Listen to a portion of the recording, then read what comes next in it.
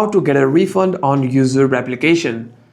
First, you want to use a browser for your refund. Go to your browser. I'm using Safari over here, and here at the bottom of your screen you want to type UZURV refund policy. Tap on UZURV refund policy, and you want to scroll down and tap on the UZURV website.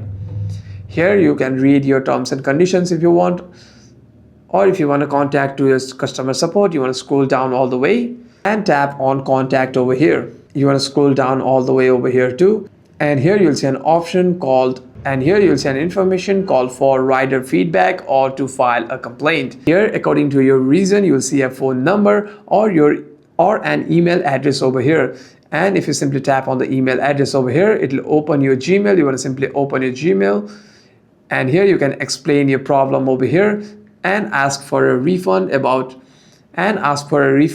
want to simply also attach your informations if you have any payment informations, and if your appeal is valid, you'll be able to get a refund you'll get a response from the official rider support team, and you might even get your refund. Hope this video was helpful, and if you have any further questions, make sure to leave a comment down below.